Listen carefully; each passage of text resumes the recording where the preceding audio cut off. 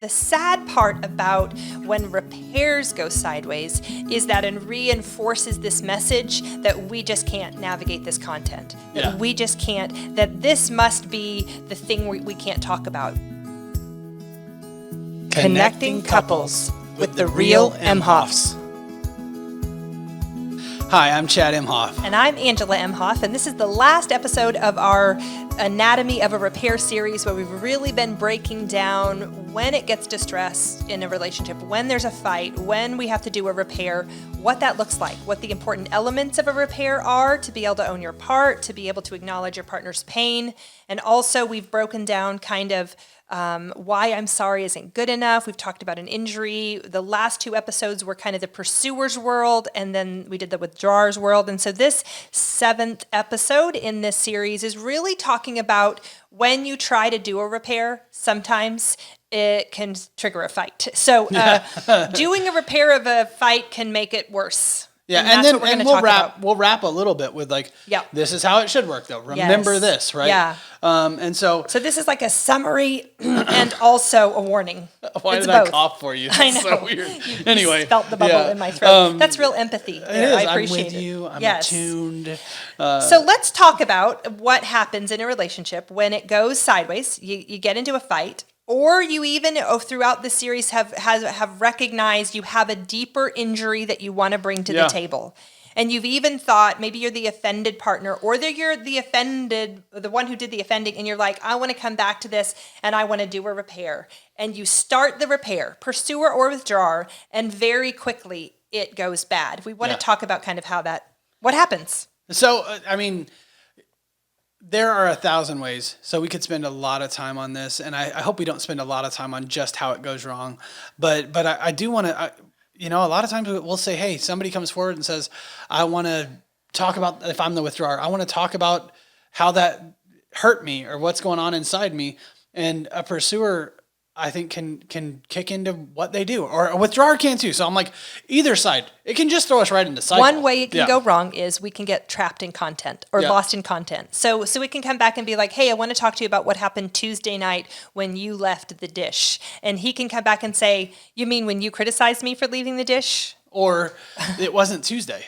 It was Wednesday. That was Wednesday, and I did the dishes Tuesday and Monday. Do you remember that part? Hey, I know on Wednesday. Hey, I want to come back and talk to you. We've been listening to Chad and Angela's podcast, and I recognize that, at Christmas a couple months ago or whatever happened, I recognize that I hurt you. I want to talk about it. And then you're like, oh, yeah, when you did da-da-da-da-da, and before you know it, you're having a fight about the repair of the fight.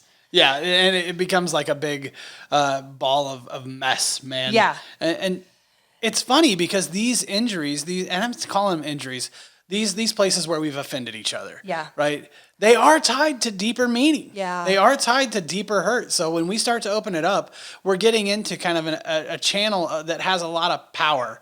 Right? If I leave the dish out and it touches on a insecurity of Angela's, like, hey, I'm not valued or respected or wanted or needed or whatever, my work isn't seen, I'm not seen, right? Like, if I tap into that channel, there's a ton of energy down there. Yeah. She can really get going and have a lot of and just like that, it's like we open the door to the thing we closed the door on, and out comes all the monsters that were there. Yeah. Like I think about a money fight. People have this one a lot where they just can't talk about money. And so they're going to listen to this whole series and go, well, now I think I have enough tools that we can repair the money talk and we can move forward. So a pursuer will come and say, I'm ready to talk about money again. And 2 minutes into the conversation, they're once again fighting. And the sad part about when repairs go sideways is that it reinforces this message that we just can't navigate this content. That we just can't, that this must be the thing we can't talk about. We see it a lot around the topic of sex, where it just gets so hopeless for a couple because every time they try to talk about it,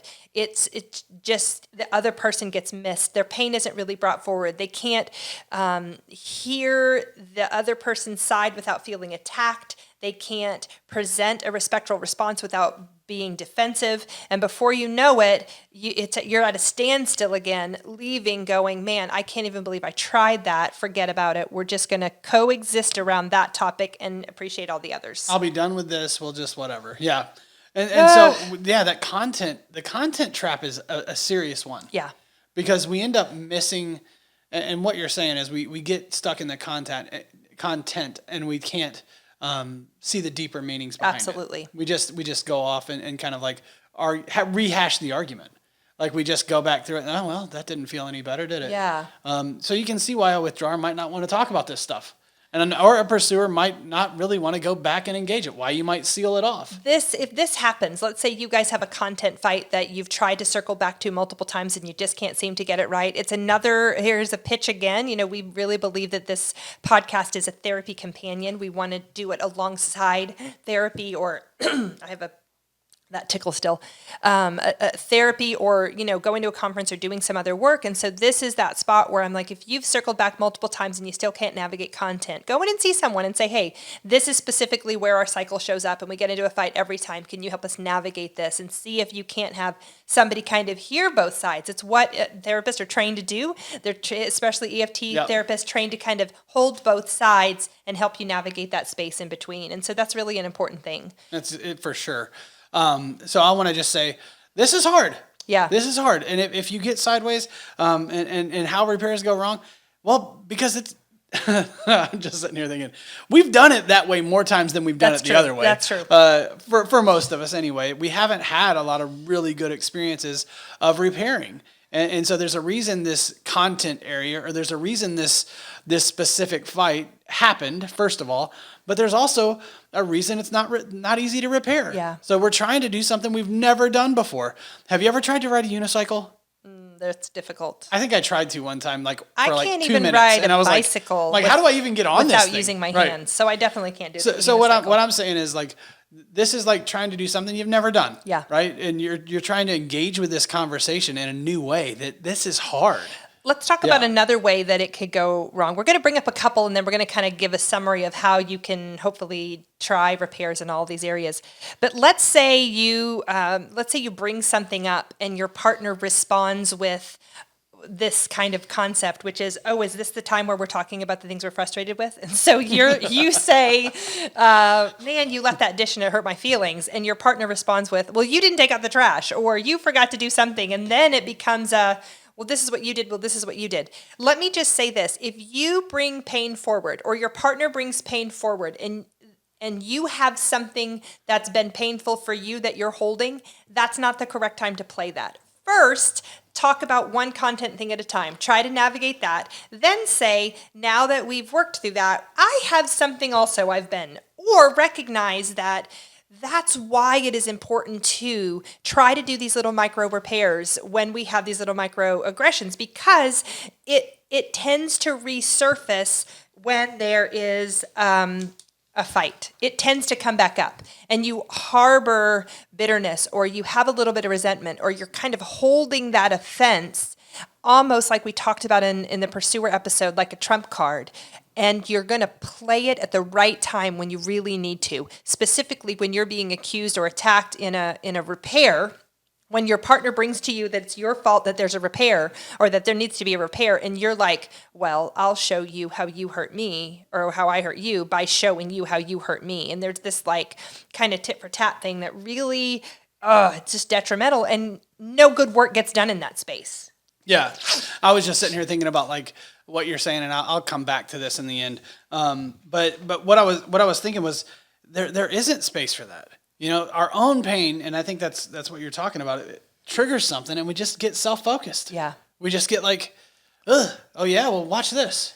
It isn't, right? Something in us says it isn't fair that you're holding me accountable to the pain I caused you when I let you off the hook for this other thing before. Yeah. And so now if you're going to hold me to the fire, well, let me just bring this other thing up also, because now it's the time where we hold each other to the fire.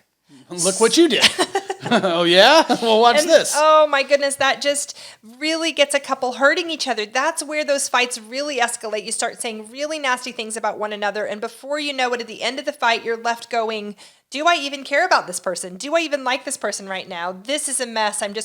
Everybody goes to their own corner and tries to kind of repair their own wounds. That really misses the mark of what this is even designed to do. The connecting couples idea is to how do we get you guys to actually create a more secure bond in places of distress, not how do we perpetuate more disconnection. Yeah. I mean, and man, this idea of the connecting couple, I think most couples don't know how to really do this. No. I mean, I know that I agree. We're still learning didn't. how to do this, and we're the ones that are kind of initiating this. And so kind of thinking about that, it's just like, if you're somebody who's stuck, we're not saying you're a bad couple. We're saying, you know what, you're like most couples. Yeah. Most of us don't really Typical. know how to engage with this. And so give yourself a bit of a break in some ways and say, all right, well, I'm going to try these new things.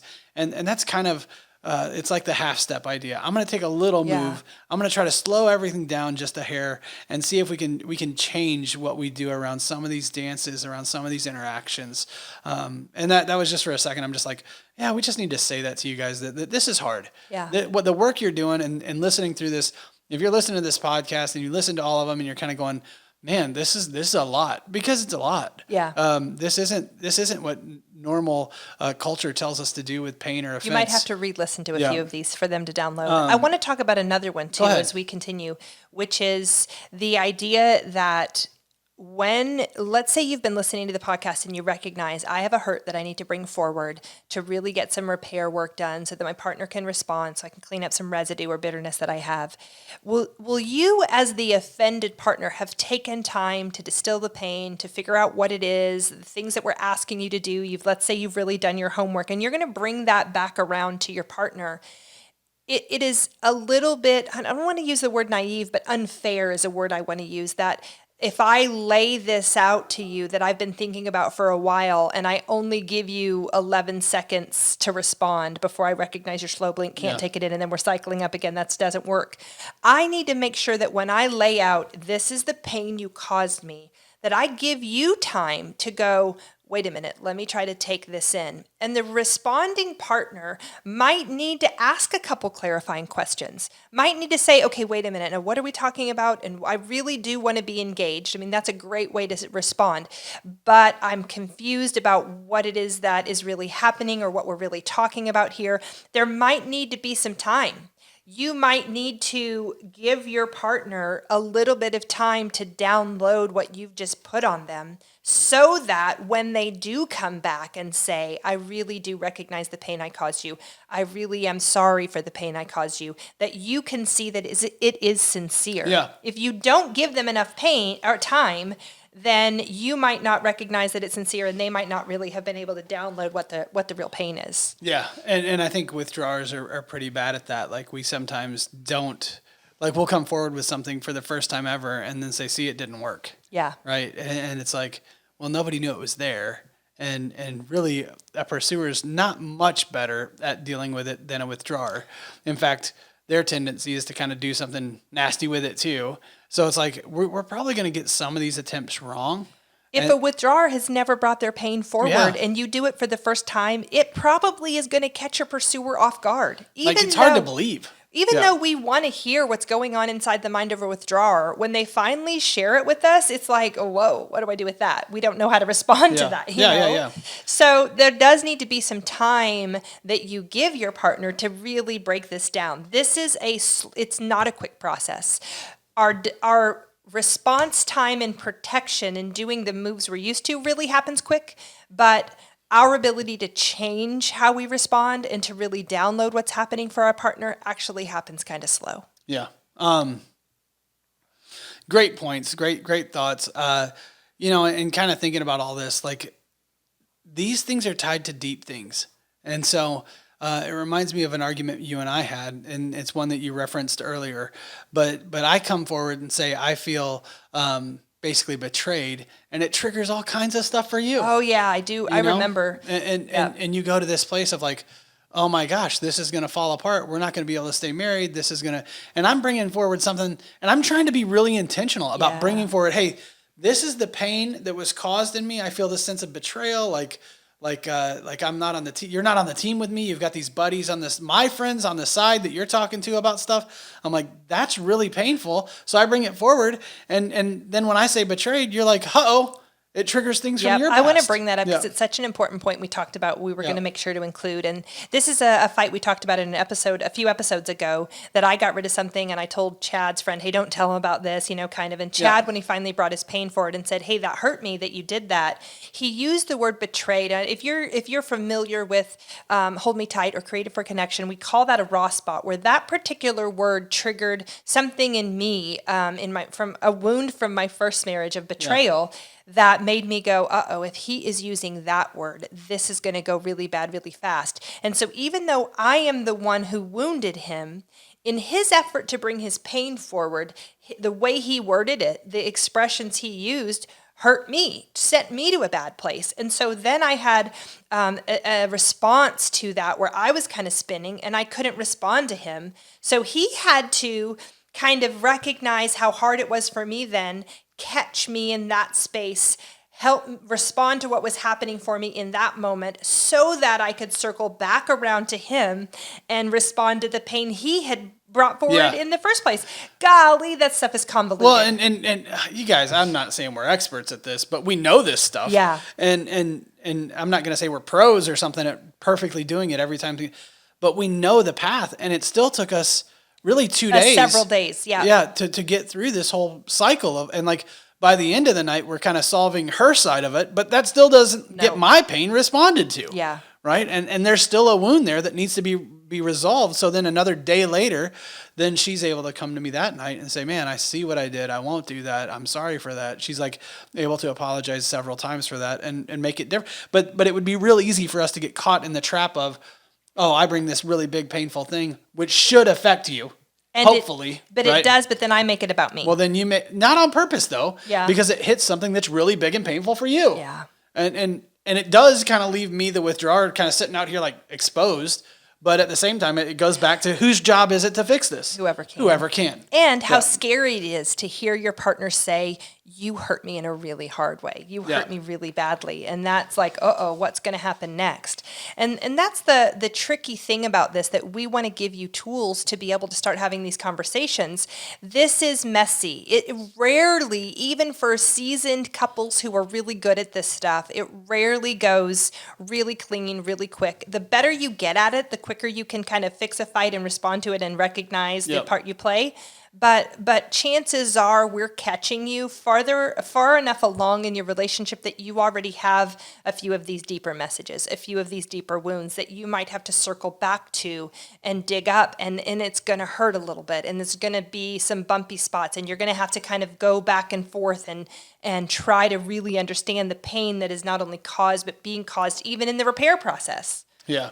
So a couple of things, and I'm going to try to end this on time if we can. But if we're going to be like intentional about how we repair, because that is kind of the goal of all of this. Yeah. I want to kind of give a cheat sheet, a couple little quick steps. So practical, I love it. Really practical. Like one is like if you're going to go and make an attempt to repair something, tell your partner, whether you're a pursuer or withdrawer, tell your partner, hey, I want to work on that. Yeah. Like let them know that you're coming. This is what I'm doing right now. I'm about to try to fix this.